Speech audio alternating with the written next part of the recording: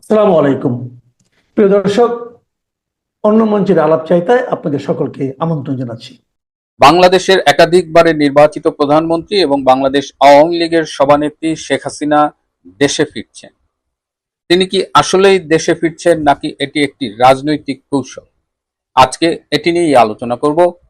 আপনারা জানেন যে গতকাল মঙ্গলবার সকালে কলকাতায় উপস্থিত বাংলাদেশ আওয়ামী লীগের ওয়ার্কিং কমিটির যারা রয়েছেন কলকাতায়, তাদের সাথে সভানেত্রী শেখ হাসিনার একটি ভার্চুয়াল মিটিং হয়েছে এবং সেখানে ওয়ার্কিং কমিটির সদস্য ছাড়াও আরো দুজন উপস্থিত ছিলেন। সেখানে নির্বাচনে জনগণ যে ভোট দিতে যায়নি, অধিকাংশ জনগণ নির্বাচনকে প্রত্যাখ্যান করেছে এবং আওয়ামী লীগের সভানেত্রীর আহ্বানে সাড়া দিয়েছে, সেটি নিয়ে আলোচনা হয়েছে। দেশবাসীকে অভিনন্দন জানানো হয়েছে। এছাড়াও মার্চ মাস একটি ঐতিহাসিক মাস। 7ই মার্চ, 26শে মার্চ, বঙ্গবন্ধুর জন্মদিন 17ই মার্চ, এই সব বিষয় উদযাপন নিয়ে কথা হয়েছে এবং সেখানে অনিবার্যভাবেই এসেছে যে কলকাতায় বর্তমানে আওয়ামী লীগের যে কয়েকজন নেতা অবস্থান করছেন তাদের দেশে ফেরা নিয়ে। কদিন আগে আমি একটি ফোন পেয়েছিলাম কলকাতা থেকে, আওয়ামী লীগের একজন কেন্দ্রীয় নেতা। তিনি আমাকে বলেছিলেন আমি যেন জননেত্রী শেখ হাসিনার সাথে একটু আলাপ করি এবং তিনি আমাকে যেটা বলেছিলেন যে তারা আসলে দেশে ফিরতে চায়। দেশে আইনের শাসন যদি থাকে, যদি আদালতে গেলে সুবিচার পাওয়া যায়, এটি নিশ্চিত হলে তারা দেশে ফিরে যাবে। এবং গতকালকের আলোচনায় সভানেত্রী শেখ হাসিনা বলেছেন যে নেতাদের রেডি হতে বলেছে, মানসিকভাবে রেডি হতে বলেছে এবং দেশে ফেরার জন্য তৈরি হতে বলেছে এবং দেশে ফিরে গিয়ে ফেস করতে হবে হোয়াট এভার দ্য সিচুয়েশন। এবং সেখানে আরো আলোচনা হয়েছে যে বাংলাদেশ আওয়ামী লীগের কার্যক্রমের উপরে বর্তমানে যে নিষেধাজ্ঞা রয়েছে, যেটি গত বছরের 12ই মে ডক্টর ইউনূস একটি সরকারি প্রজ্ঞাপনের মাধ্যমে এটি অ্যাপ্লাই করেছিল এবং সন্ত্রাস দমন আইন এইসব বিভিন্ন অধ্যাদেশের দেখিয়ে সম্পূর্ণ অবৈধভাবে সিনিয়র স্বরাষ্ট্র সচিব স্বাক্ষরিত একটা প্রজ্ঞাপনে আওয়ামী লীগের কার্যক্রম নিষিদ্ধ করা হয়েছিল। তো সেই কার্যক্রমের উপরে যে নিষেধাজ্ঞা সেটি তুলে নেওয়ার জন্য ওয়ার্কিং কমিটিতে আলোচনা করা হয় এবং আশা করা হয় যে সরকার সেটা তুলে নেবে। যদি তুলে না নেয় তাহলে আওয়ামী লীগ অবশ্যই আন্দোলনের পথে যাবে। তো এখন ইম্পর্টেন্ট বিষয় হলো যে আওয়ামী লীগের নেতারা তাদের মতো করে ফিরবে এবং নেতারাও অনেকদিন ধরে এটা ভাবছে যে এই 12ই ফেব্রুয়ারির পরে বিশেষ করে যে এখন তাদের ফিরে যেতে হবে। জেল বা গ্রেপ্তার এগুলো রাজনীতির খুব স্বাভাবিক অনুষঙ্গ এবং তারা রেডি টু ফেস। বাট বর্তমানে বা অ্যাটলিস্ট ইউনূসের আমলে যেভাবে আদালতগুলো ফাংশন করেছে, আসিফ নজরুল যেভাবে আদালতকে একেবারে মবের একটা স্বর্গরাজ্য বানিয়েছিল, সে অবস্থায় তো আসলে স্বেচ্ছায় ফেরা যায় না। কিন্তু এখন আশা করা যায় যে পরিস্থিতির উন্নতি হবে এবং দেশে অ্যাটলিস্ট মিনিমাম একটা স্ট্যান্ডার্ড মেনটেন করে আইনের শাসন প্রতিষ্ঠিত হবে। কিন্তু আমাদের স্বরাষ্ট্রমন্ত্রী বর্তমানে যিনি, তিনিও বলেছেন যে দেশে এখন আর মবের শাসন চলবে না। এই কথা যখন তিনি বলছেন ঠিক তখনই আমরা গতকাল দেখলাম বরিশালের আদালতে আইনজীবীরা বিচারকের উপস্থিতিতে মব করছে। আইনজীবী যারা আইন বাস্তবায়ন, আইনের শাসন কায়েমের একটা অংশ, গুরুত্বপূর্ণ অংশ, তারা কেন্দ্রীয় নেতৃবৃন্দ, কেন্দ্রীয় একজন মন্ত্রীর স্টেটমেন্টকে উপেক্ষা করে তারা মব করছে। তো এই অবস্থায় তো বাংলাদেশে এখনো আইনের শাসন ভাবে এস্টাবলিশড হয়নি। তারপরেও আওয়ামী লীগ নেতৃবৃন্দ কিন্তু রেডি হচ্ছে, তারা হয়তো সবাই একসাথে না হলেও আস্তে আস্তে তারা বাংলাদেশে ফিরবে।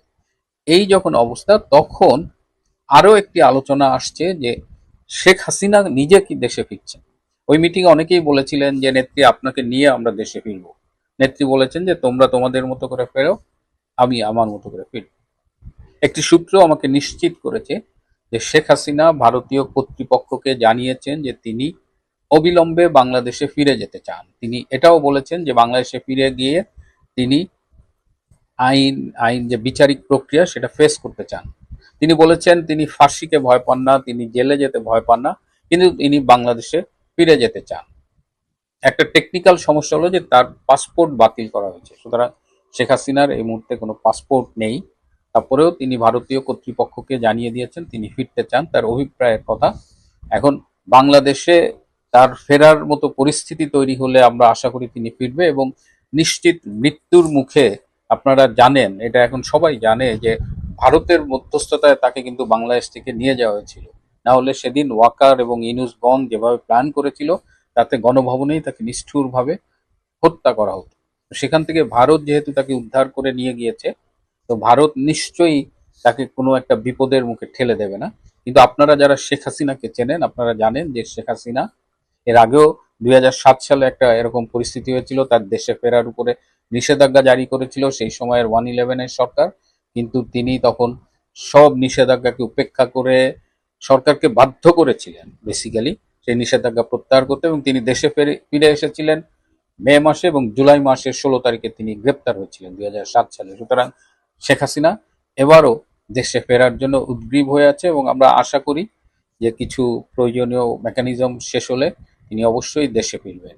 এদিকে শেখ হাসিনার দেশে ফেরার আলোচনা উঠতেই ঘুম হারাম হয়ে গেছে জামাত, এনসিপি এবং তাদের পক্ষে সামাজিক যোগাযোগ মাধ্যমে যারা দালালি করেন বা ইউটিউবিং করেন।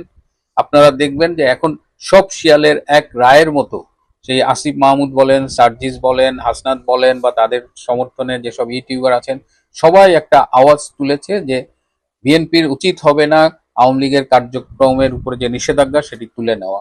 বিএনপির উচিত হবে না আওয়ামী লীগের নেতৃবৃন্দকে দেশে ফিরে আসার সুযোগ দেওয়া, এবং তারা একটা ভুল ন্যারেটিভ প্রচার করছে যে এর আগে 1981 সালে জিয়াউর রহমান শেখ হাসিনাকে দেশে ফিরতে দিয়ে ভুল করেছিলেন, এবং তার পরিণতিতে অল্প কয়েকদিনের মধ্যে জিয়া নিহত হয়েছিলেন, জিয়া খুন হয়েছিলেন। কিন্তু যারা এই ন্যারেটিভটি প্রচার করছেন তারা ইতিহাসের সত্যকে লুকোনোর চেষ্টা করছেন। শেখ হাসিনা 1981 সালের 17ই মে যে বাংলাদেশে ফিরে এসেছিলেন সেটি কারো দয়ায় নয়, কারো অনুগ্রহে নয়। 1981 সালের ফেব্রুয়ারিতে আওয়ামী লীগের সম্মেলনে অনুপস্থিতিতে শেখ হাসিনাকে সভাপতি নির্বাচিত করা হয়েছিল, এবং তখন তিনি সিদ্ধান্ত নেন দেশে ফেরার, এবং সবার সাথে আলোচনা করে 17ই মে তিনি বাংলাদেশে ফেরেন, এবং জিয়াউর রহমান সর্বোচ্চ চেষ্টা করেছিলেন যেন শেখ হাসিনা দেশে ফিরতে না পারেন। এমনকি শেখ হাসিনা প্রত্যাবর্তন ঠেকানোর জন্য কমিটিও করা হয়েছিল। একটা কমিটির আহ্বায়ক ছিল সেই সময়ের জাতীয় সংসদের স্পিকার মির্জা গোলাম হাফিজ। তাহলে জিয়াউর রহমান কি করে শেখ হাসিনাকে আসতে দিলেন? এবং জাতিসংঘের যে বিশ্বজনীন মানবাধিকারের ঘোষণাপত্র আছে সেখানেও বলা আছে যে কেউ তার মাতৃভূমিতে যে কোনো মুহূর্তে ফিরে আসতে পারে, এটা একটা সার্বজনীন মৌলিক মানবাধিকার। সুতরাং শেখ হাসিনা 1981 সালে জীবনের ঝুঁকি নিয়ে এসেছিলেন। জিয়াউর রহমান চেষ্টা করেছিলেন তার প্রত্যাবর্তন ঠেকাতে পারেননি। জিয়াউর রহমানের হত্যাকাণ্ড একটি সম্পূর্ণ আলাদা ঘটনা, এর সাথে শেখ হাসিনার প্রত্যাবর্তনের কোনো সম্পর্ক নাই। এবং আওয়ামী লীগের পক্ষ থেকে বারবার দাবি তোলা হয়েছিল যে জিয়া হত্যার প্রকৃত খুনিদের আইডেন্টিফাই করা হোক, বিচার করা হোক। কিন্তু বিএনপির পক্ষ থেকে খুবই সারপ্রাইজিং একটা ব্যাপার যে তারা জিয়াউর রহমান হত্যার প্রকৃত বিচার করতে কখনো আগ্রহী হয়নি। সুতরাং শেখ হাসিনা ফিরবে, বিএনপির বর্তমানে সরকারে রয়েছে, তারা তাদের মতো অবস্থান নেবে, তারা কি করবে না করবে এটা তাদের ব্যাপার। কিন্তু শেখ হাসিনা যদি ফিরতে চায় তিনি ফিরবেন, এবং শেখ হাসিনার ফিরলে বর্তমান বিএনপির বা তারেক রহমানের কোনো সমস্যা হবে না। শেখ হাসিনা ফিরলে সমস্যা হবে ওই জামাত, ওই এনসিপি কিংবা তাদের পক্ষে যারা ইউটিউবিং করেন তাদের সমস্যা হবে। যদি আওয়ামী লীগ না আসে তাহলে জামাত, এনসিপি মিলে আন্দোলন করে বিএনপিকে তটস্থ রাখতে পারবে। কিন্তু যদি আওয়ামী লীগ ফিরে আসে তাহলে বাংলাদেশের রাজনীতির মাঠে একটা ভারসাম্য তৈরি হবে, এবং জামাত, এনসিপির মতো এইসব ভুইফোড় শক্তিগুলো, আগাছাগুলো তারা রাজনীতিতে কর্নার্ড হয়ে যাবে। আজকের বাস্তবতায় এটা প্রমাণিত যে বাংলাদেশের রাজনীতি আসলে দ্বিদলীয়, মানে একদিকে বিএনপি তার জোট এবং আরেকদিকে আওয়ামী লীগ এবং তার জোট, এবং এটাই বাংলাদেশের জন্য সবচেয়ে ভালো। আমরা দেখলাম ডক্টর ইউনূসকে নিয়ে একদম নোবেল বিজয়ী, বিশ্ব হ্যান ত্যান কত কিছু, কিন্তু দেখলাম যে মাত্র 18 মাসে একটা উন্নতির দিকে ধাবমান একটা দেশকে কিভাবে ফোকলা করে দিয়েছে, সেই দেশের অর্থনীতিকে একদম ধ্বংস করে দিয়ে গেছে, ব্যাংক সিস্টেমটাকে একদম তছনছ করে দিয়ে গেছে। সুতরাং বাংলাদেশের রাজনীতিতে বিএনপি আছে, আওয়ামী লীগও থাকবে, এবং এটাই বাংলাদেশের জন্য বেস্ট অপশন। শেখ হাসিনা ফিরবেন। এখন অনেকেই আমাকে হয়তো জিজ্ঞেস করবেন যে তিনি কবে ফিরবেন। এক্স্যাক্টলি তারিখটা এই মুহূর্তে বলা যাচ্ছে না, কিন্তু তিনি ফিরবেন, এবং সম্ভাব্য দ্রুততম সময়ে তিনি বাংলাদেশে ফিরবেন। ব্যানার এবং হেডলাইন দেখে আপনারা বুঝতে পারছেন যে আমি লিখেছি যে নেত্রী নির্দেশনা দিয়েছেন সকলকে ঘরে ফিরে যাওয়ার। এটা হচ্ছে যে আপনার গতকাল ওয়ার্কিং কমিটির একটা মিটিং ছিল, আওয়ামী লীগ ওয়ার্কিং কমিটির ভার্চুয়াল মিটিং। সেখানে নেত্রীর সরাসরি নির্দেশনা ছিল যে সকলকে ঘরে ফিরে যেতে হবে, নেতারা যে যেখানে আছেন সকলকে বাংলাদেশে আসতে হবে, এসে রাজনীতির হাল ধরতে হবে, তা না হলে হবে না। আপনাদেরকে আজ থেকে 4 দিন আগে আমি একটা ভিডিওতে বলেছিলাম, সেদিন আমি আপনাদেরকে ভিডিওতে বলেছিলাম যে নেত্রীর নির্দেশনা আছে, নেত্রীর সাথে কথা হয়েছিল নির্বাচনের বিষয়ে, যে আপনার সিটি কর্পোরেশন, জেলা, উপজেলা সমস্ত নির্বাচনগুলোতে আওয়ামী লীগ প্রার্থীরা যাতে নির্বাচন করে সেই বিষয়ে প্রস্তুতি নেওয়ার জন্য। অনেকে বিশ্বাস করেছিলেন, অনেকে বিশ্বাস করেননি। যারা বিশ্বাস করেননি তারা হয়তো এখন বুঝবেন যে কথাগুলো আসলে নেত্রীর নির্দেশনা ছিল কিনা। ফেসবুকে দিয়েছিলাম, অনেকেই বিশ্বাস করেছেন, অনেকেই আমাকে ফোন করেছেন। তবে হ্যাঁ, আজকে সকাল থেকে বেশ কিছু লোকের ফোন পেয়েছি যারা আমাকে বারবার বলছেন, ভাই এই কথা তো আপনি বলছিলেন, এটা আসলে সত্যি হলো। তো ঘটনা হচ্ছে, আমরা অনেক কিছুই বলতে চাই, অনেক কিছু বলতে পারি না, আবার অনেক কিছু এমনভাবে বলতে হয় যে মনে হয় যেন গুজব ছড়াচ্ছি। তবে গুজব না ভাই, একটু ধৈর্য ধরে যদি শুনেন, গত 18টা মাস প্রচণ্ড কষ্ট করেছেন, আমরা চেষ্টা করেছি আপনাদেরকে উৎসাহ দিতে, আমার নিজের কোনো স্বার্থ নেই। আজকে আপনাদের কাছে একটা ওয়াদা করি, যদি সেটা না হয়, আমি যদি সেই ওয়াদা যদি না রাখি বা যদি খেলাপ করি, সেদিন প্রয়োজনে আপনারা সারা বাংলাদেশে আমার পোস্টাল লাগায় জুতা নিক্ষেপ করেন। আওয়ামী লীগের কর্মী, আমার তৃণমূলের ভাই বোনরা, আপনারা যেদিন সুস্থভাবে বাসায় ফিরে যাবেন, আপনারা যেদিন স্বাভাবিক জীবনযাপন করতে পারবেন, আওয়ামী লীগ যেদিন আবার রাজনীতি করতে পারবে, ক্ষমতায় আওয়ামী লীগ না যাক, আওয়ামী লীগ যেদিন রাজনীতি করার মতন থাকবে, সেদিন থেকে আমি আর আওয়ামী লীগ সম্বন্ধে আর কোনো কথা বলবো না। সেদিন থেকে আওয়ামী লীগ কী করছে, কে কী করছে, কোনো কথাই বলবো না, আমি অন্য কাজে ব্যস্ত হব। এখন পর্যন্ত আপনার গুজব ধরেন আর যাই বলেন, আমি আপনাদের জন্য চেষ্টা করছি। কারণ হচ্ছে যে আমার কোনো খায়েশ নাই, আমি কমিশনার হব না, আমি এমপি হব না, আমি কোনো মন্ত্রী হব না, বা আমাকে ওই যে কষা জাহিদের মতন ফোন দিয়ে প্রধানমন্ত্রীর উপদেষ্টাও করবে না। এবং এটা আমি হইতে চাই না। আমি যেখানে আছি খুব শান্তিতে আছি, আমি আমার শান্তি মতো আছি। এত বছর আমাদের কোনো পাত্তা ছিল না, আমরা কথাও বলি না। কি আওয়ামী লীগ ক্ষমতায় ছিল না ভাই 15 বছর, 2 বছর তত কথা বলিনি। এখন কথা বলছি যখন দেখছি দেশ বিপদে, দল বিপদে, নেত্রী বিপদে। কারণ আমার শুরুটা হয়েছে শেখ হাসিনাকে দিয়ে, শেষও হবে শেখ হাসিনাকে দিয়ে। কারণ আমি সরাসরি বলি যে আমি আওয়ামী লীগের দালাল, আমি দালাল, এটা আমি বলতে গর্ববোধ করি। সুতরাং আপনারা জাস্ট মনে রাখেন, আপনাদের কারোর সাথে আমার কোনো অ্যালার্জি নাই। আপনাকে নেতা হবেন, কে মন্ত্রী হবেন, কে এমপি হবেন, সেটা আপনাদের বিষয়। আমি কারো বাড়া ভাতে ছাই দিতে যাব না। আমি যাই আপনাদের কোনো জায়গায় যাই বলবো না যে আমার এটা দাও, নো। যদি এটা দেখেন, সেদিন আমার জুতা দিয়া, ওই আমার ছবিতে জুতা দিয়া দিয়া বাংলাদেশে দিয়েন, দরকার পয়সাটাও আমি দিব। তো যাক, সেসব কথা। এখন মূল কথা যেটা, সেটা হচ্ছে ওয়ার্কিং কমিটি মিটিং আসলে কি হয়েছিল। আপনারা অনেকে হয়তো অনেক নেতাদের সাথে কথা বলেন, তাদের কাছ থেকে জানতে পারবেন। আপনারা, নেত্রী সরাসরি বলেছে যে যারা আছেন আমার তৃণমূলের কর্মী বাহিনী, নেত্রী তৃণমূলের কথা বলেছে, তৃণমূলের কর্মী বাহিনী প্রচন্ড অসুবিধায় আছে। অনেকের খাওয়ার নাই, দাওয়ার নাই, মামলা চালানোর পয়সা নাই, জায়গা জমি বিক্রি করে তারা জামিনের দিচ্ছে। এখন এই সমস্ত নেতারা তাদেরকে বলেছেন যে আপনারা কর্মীকে সহযোগিতা করেন। এবং সরাসরি আরেকটা কথা বলেছে কি জানেন, একটা মজার কথা বলি। নেত্রী বলেছেন বাংলাদেশের কোথায় কে কি করছে সেটার ছবি না, শুধু ভিডিও সহ আছে ওনার কাছে। আবার কোন কোন কর্মী, আমাদের কোন কোন ভাইরা এখনো ওই যে ভাইগিরিতে ব্যস্ত, মানে সহমত ভাই, যে এইভাবে বলেছেন উনি, যে কে কে 2-3 জন নিয়ে চাট করে কোথাও যায় কিছু ওপেন করে দিলাম, কোথাও যায় ওই যে 2 জন নিয়ে 5 প্যাকেট বিরিয়ানি বানাইয়া দিয়ে বললাম যে অমুক নেতার নির্দেশে এই বিরিয়ানি দিছি, ওইটাও লিস্ট করা নাকি আছে। এই লিস্ট ওই নেতারা যেমন সাফার হবে, সেই কর্মী ভাইদেরকে বলছি সাফার হবে। আমি বারবার আপনাদের একটা কথা বলছিলাম যে আমরা এখন কোনো ভাইয়ের পক্ষে না যাই, আমরা শুধু বলি যে জননেত্রী শেখ হাসিনার পক্ষ থেকে আমরা এই কাজটুকু করছি। ফেসবুকে দেন, কোনো সমস্যা নাই, টুইটারে দেন, হোয়াটসঅ্যাপে দেন, যাহার নাম ইচ্ছা দেন, খালি কোনো ভাইয়ের নাম দিয়ে না যে অমুক ভাইয়ের নির্দেশনায়, অমুক ভাইয়ের সহযোগিতায় না। আপনার সেই ভাই কালকে থাকবে কিনা সেটা কিন্তু সন্দেহ আছে। আপনার সেই ভাইয়ের অবস্থান কি হবে সেটা চিন্তা করেন। সুতরাং এখনো ভাইগিরি ভুইলা আমার ভাই তৃণমূল কর্মী যারা আছেন, তারা আপনারা নিজেদের নেত্রীর নির্দেশনায়, অমুক ভাইয়ের সহযোগিতা দরকার নাই। কোন ভাই কি সহযোগিতা করতেছে, কোন ভাই কি করতেছে, সব নেত্রীর কাছে আছে, পাই টু পাই। আমরা কে কি করছি সব আছে, কে কি কথা বলছি এইটাও জানে নেত্রী। ওয়ার্কিং কমিটির মিটিংতে সবগুলো নেতাকে ধরে ধরে বলছে যে আপনারা যা করতেছেন বা করতে চাইতেছেন এগুলো বাদ দিয়ে আগে তৃণমূল গুছানোর কথা বলা হয়েছে। এখন তৃণমূল গুছাইতে হলে কি করতে হবে, আপনাদেরকে দেশে ফিরে যেয়ে ওদেরকে ফেস করে তৃণমূল গুছান। আর যদি তৃণমূল গুছাইতে না পারেন, আল্লাহর রাস্তা আপনারা রাস্তা মাপেন। নেত্রী সরাসরি এটা ছিল যে তৃণমূলের সহযোগিতা করেন। নেত্রী আরেকটা কথা বলেছেন, সেটা হচ্ছে যে এই যে এই রোজার মাসে প্রচুর গরিব দুঃখী কষ্ট করছে, তাদেরকে সহযোগিতা করার জন্য নেতাদেরকে সরাসরি নির্দেশ দিয়েছে। যেসব তৃণমূল কর্মীরা জেলে আছে তাদের জামিন করানোর ব্যবস্থা করানোর জন্য বলা হয়েছে। হ্যাঁ, অনেকে হয়তো বলতে পারেন যে ভাই আপনি এগুলো কি বলতে, হ্যাঁ ভাই, আপনারা যাদের নেতাদের সাথে কথা বলেন তাদেরকে সোজা জিজ্ঞেস করেন। তারা যদি অস্বীকার করে, তারা যদি এড়িয়ে যেতে চায়, তাদের বলেন আমার সাথে আসতে, আমি টকশোর আয়োজন করবো, সেদিন আমি বলবো, আপনারা উপস্থিত থাকবেন, তাদের কাছে জবাব চাইব। নেত্রীর সোজা নির্দেশনা যে সর্বপ্রথম তৃণমূল গুছান, দল গুছান, নেতাগিরি পরে করেন, গ্রুপিং ভুলা যান, আগে দল গোছান। দল যদি না গুছাইতে পারেন কিছুই হবে না, দল গুছাইতে হবে। এবং দল গোছানোর জন্যই নেত্রীর সরাসরি নির্দেশনা। এবং নেত্রীর আরেক নির্দেশনা, যেটা সর্বপ্রথম নির্দেশ, সেটা হচ্ছে যে নির্বাচনী পরিবেশ তৈরি করেন, নির্বাচন আমরা করতে হবে, সেগুলোর ব্যাপারে যারা যারা নির্বাচন করবে সেটা প্ল্যান ওয়াইজ করেন।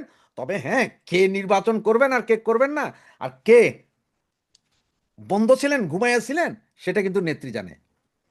ওই যে এখন যদি কেউ আইসা বলেন, যেসব নেতারা যারা মনে করেছিলেন যে ঘুমাইছিলাম, ভালো ছিলাম, জেগে দেখি বেলা নাই, আপনাদের বেলা আসলেই নাই।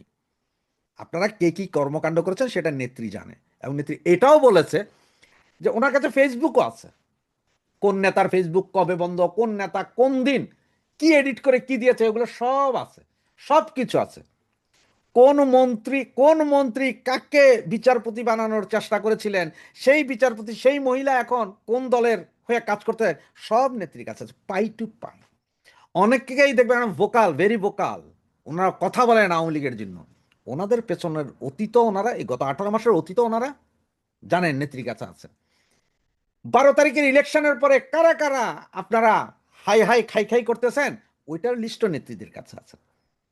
5ই আগস্টের পর থেকে নির্বাচনের আগ পর্যন্ত কোন সমস্ত কর্মী, কোন সমস্ত নেতারা ভাইটাল ছিলেন, জনগণের সাথে সম্পৃক্ততা ছিলেন, মিছিল মিটিং করেছেন, সেটা লিস্ট নেত্রীর কাছে আছে। আবার কোন কোন কর্মী বাহিনী, আমার তৃণমূল কর্মী বাহিনীরা ভাই লীগের সেই ব্যানার ধরে মিছিল করেছেন, সেটাও আছে। মোট 4টা ফাইল করা আছে, যেগুলো নেত্রী গতকালের ওয়ার্কিং কমিটির দীর্ঘ 2.5 ঘন্টার মিটিংয়ে সবগুলো বলেছেন। এবং এটাই বাস্তব নেত্রীর কথা। দল গুছাতে হবে, কর্মী, আমাদের যেসব তৃণমূল ভাই বোন যারা এই মুহূর্তে আতঙ্কিত আছেন, ঘরবাড়ি ছাড়া জেল জুলুমে আছেন, তাদেরকে সহযোগিতা করার জন্য দুহাত প্রসারিত করেছেন। তিনি বলেছেন তাদেরকে সর্বোচ্চ সহযোগিতা করা, তাদের জামিনের সর্বোচ্চ ব্যবস্থা করার কথা বলা হয়েছে, তাদের পরিবারকে দেখার জন্য, তাদের সাথে আলোচনা করার জন্য বলা হয়েছে। তৃণমূল কর্মীদেরকে, নেতাদেরকে বলা হয়েছে তৃণমূল কর্মীদের প্রশ্নের জবাব দিতে হবে, ওনারা সম্মুখে আসতে হবে। তবে দুর্ভাগ্য কি জানেন, আমি চেষ্টা করছিলাম, চেষ্টা আরও করে যাব, যে নেতাদেরকে এনে তৃণমূলের কথা বলানোর জন্য আমরা কেউ চেহারা দেখাইনি। কেন দেখাইনি, কি হয়েছে, সেটা আসলে তৃণমূল কর্মী ভাই আপনারাই জানেন। তবে আমরা জিজ্ঞেস করা উচিত ছিল, সে চান্স আমি করেছিলাম। আমি চেষ্টা করবো, কালকে থেকে আবার শুরু করবো সেটা, কিন্তু সেটা কতটুকু সফল হবে জানি, কিন্তু আমার চেষ্টা আছে, আমি করে যাব। সুতরাং এইটাই হচ্ছে যে নেত্রীর মূল কথা। জয় বাংলা, জয় বঙ্গবন্ধু।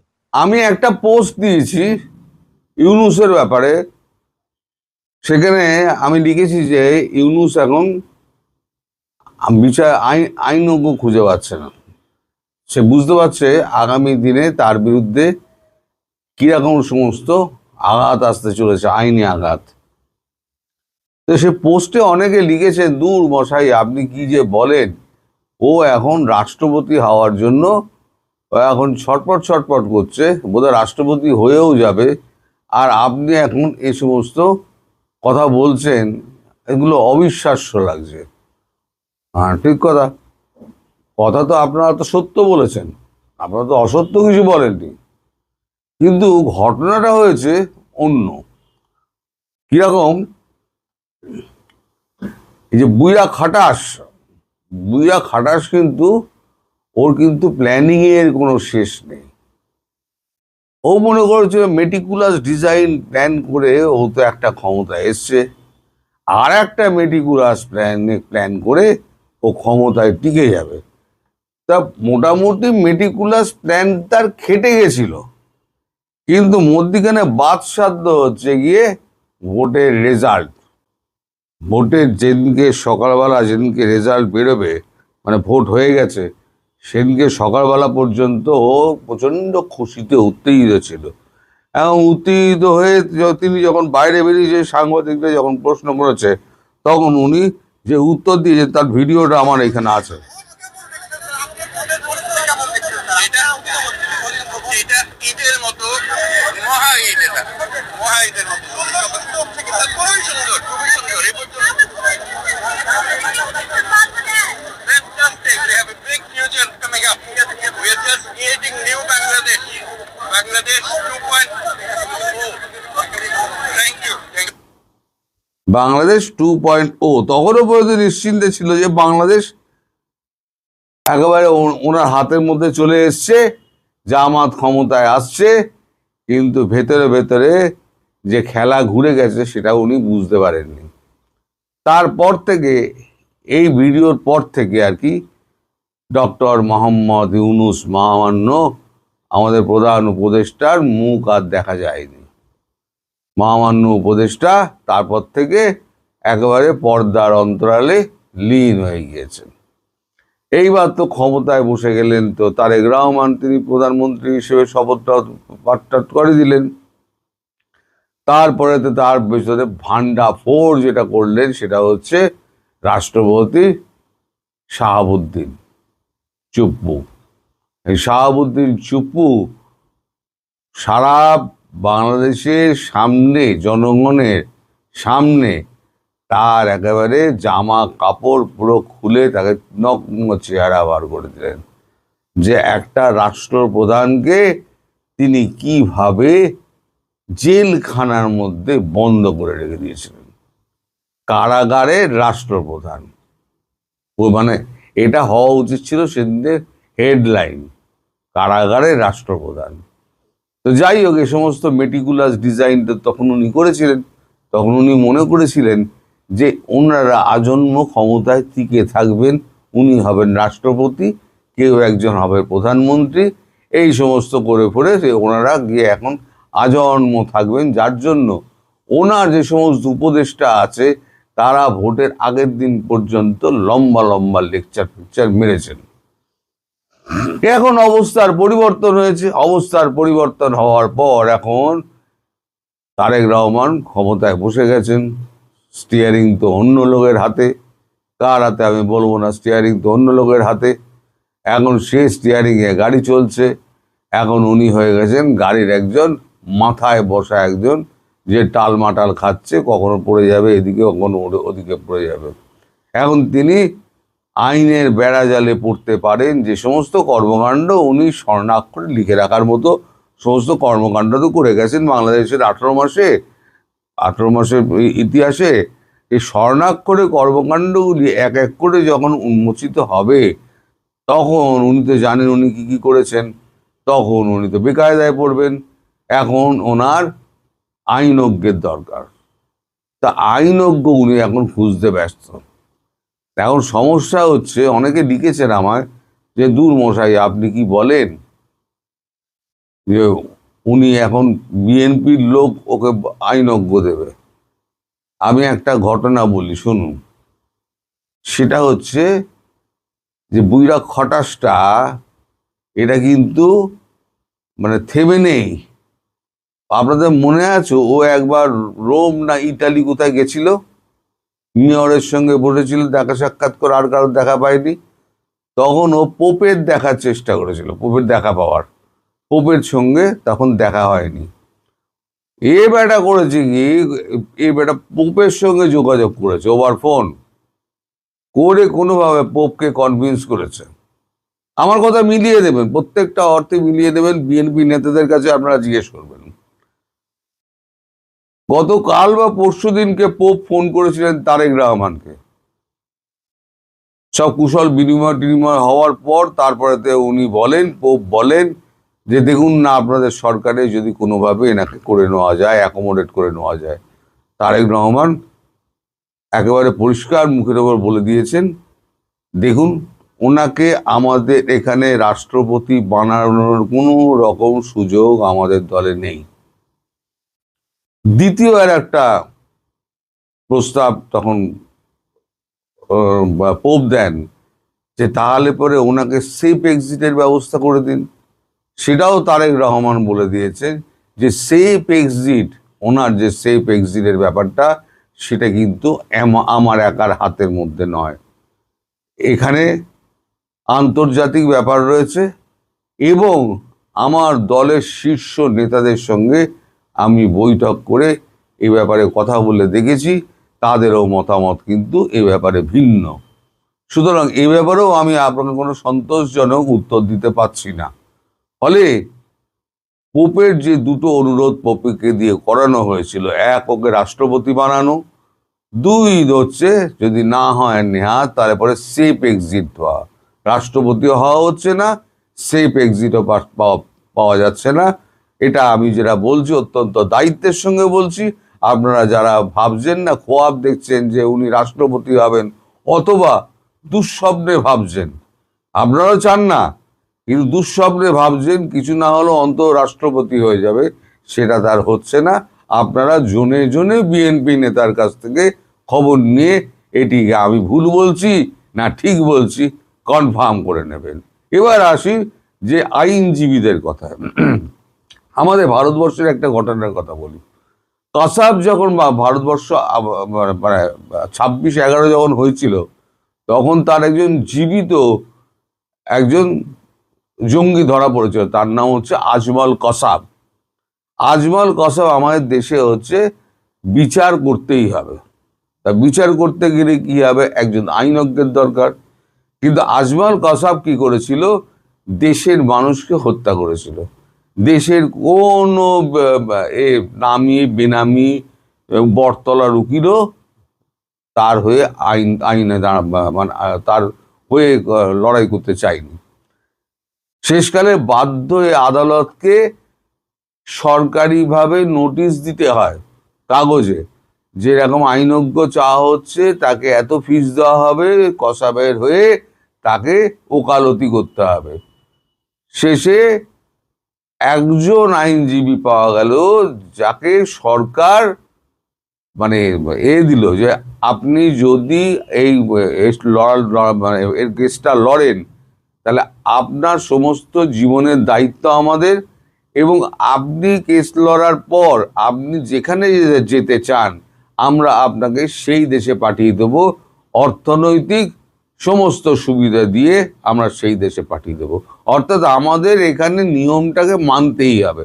ও ফাঁসিতে ঝুলবে এটা ঠিক, কিন্তু নিয়মটাকে মানতেই হবে। সে অপরাধ হতেও পারে, তার হয়ে লড়তে তো হবে। 16 বছর ধরে সেই পিটিশন করতে করতে মাপি ভিক্ষা হ্যান ত্যান করতে করতে 16 বছর বাদে সে ফাঁসিতে ঝুলল। যেদিনকে ফাঁসিতে ঝুলল তার আগের দিন লোটাপত্র নিয়ে সেই আইনজীবী পুরো গায়েব, ভারতবর্ষ থেকে গায়েব। অর্থাৎ আমি এটা বলতে চাইছি যে দেশের মানুষকে খেপিয়ে দিয়ে কখনো কোনো আইনজীবী কোনো কেস নেন না। এখন ডক্টর ইউনূস যা করেছেন তাতে দেশের সাধারণ মানুষ এত ক্ষেপে আছে ডক্টর ইউনূসের ওপরে যে কোনো আইনজীবী তার মামলা নিতেই চাইছেন না। আর আপনারা বিএনপির কথা বলছেন, বিএনপির নেতৃত্বকে তিনি এত জ্বালিয়েছেন, এত মুখ করেছেন, মানে দুর্মুখ লোক তো, এবং তার ব্যবহারও অত্যন্ত খারাপ ছিল। তিনি মনে করেছিলেন আমি তো সারা জীবন তো আমি তো এখান থেকে যাব, কারণ তো বাবার ক্ষমতা নেই আমার এখান থেকে সরাবে। একবার আমি বসে পড়েছি মেটিকুলাস ডিজাইন করে, আমি আর একবার থেকে যাব, কারোর ক্ষমতা নেই। তো উনি একেবারে চাকর বাকরের মতো ব্যবহার করতেন। একবার মনে আছে আমি একটা বৈঠকের কথা বলেছিলাম, সেখানে বিএনপি নেতা ছিল, জামাত নেতা ছিল, এনসিপি ছিল, ও সে মিটিং হচ্ছিল, সেটা গণভোট নিয়ে সেখানে বোতল ছোড়াছড়ি পর্যন্ত হয়েছিল। বিএনপি নেতার গায়ে বোতল ছুঁড়ে বেড়েছিলেন জামাত নেতারা আর এনসিপি নেতারা। এখন যদি বিএনপির কোনো আইনজীবী দাঁড়াতে চান, তাহলে বিএনপির যে অবস্থা আছে, বিএনপি কিন্তু কোনো মতেই তাতে মত দেবে না। আর তিনি তাহলে কাজ করতে পারেন, বিএনপি ছেড়ে আর ওই আপনাদের দেশ ছেড়ে দেশত্যাগী হয়ে যদি টাকার জন্য উনি করতে চান তাহলে পরে উনি করতে পারেন। তবে বাংলাদেশের মানুষ তো আমার খুব একটা বিশ্বাস নেই এ তো আর আমাদের ভারতবর্ষের মানুষ নয় যে এক কাট্টা, দেশপ্রেমের ব্যাপারে এক কাট্টা। আপনাদের যেটা সেটা হচ্ছে টাকার প্রেম। টাকার কাছে আপনারা যখন তখন মা বোন বিক্রি করে দেন। মানে আমি বলি সাধারণ মানুষ নয়, আমি বলছি এই সমস্ত যারা আন্দোলনজীবী টিভি আছে যারা না, এরা হচ্ছে আন্দোলনজীবী। তা আন্দোলনজীবী যারা আছে আর তার মধ্যে আইনজ্ঞও কিছু রয়েছে যারা একেবারে টাকার কাছে নিজেদের মা বোন বিক্রি করে দেন, তাদের কথা আলাদা। তারা এখানে টাকা পয়সা নিয়ে ও ফাঁসিতে চুলল কি আজীবন কারাগারে গেল, ওর কিছু দেখার দরকার নেই। ও টাকাটি বগলে পুড়লো, ও বেরিয়ে চলে এলো, ও বরাবরের মতো বাংলাদেশও ছেড়ে দিল। কিন্তু মানে আমাদের ভারতবর্ষ যখন দায়িত্ব নিয়ে তাকে অন্যদিকে পাঠিয়েছিল, তাকে কি করতে হবে, বাংলাদেশের যে আইনজ্ঞ যিনি লড়বেন তাকে লুকিয়ে দেশ ছাড়তে হবে। তার আগে তো তাকে গালাগাল তো দিনরাত খেতেই হবে। সুতরাং এই অবস্থার মধ্যে আমার মনে হয় না বিএনপিরও কোনো আইনজীবী এগিয়ে আসবেন। আমি পুরো অবস্থাটাই আপনাকে ব্যাখ্যা করলাম। এক হচ্ছে তার রাষ্ট্রপতি হওয়া হচ্ছে না, আপনারা যেটা ভাবছেন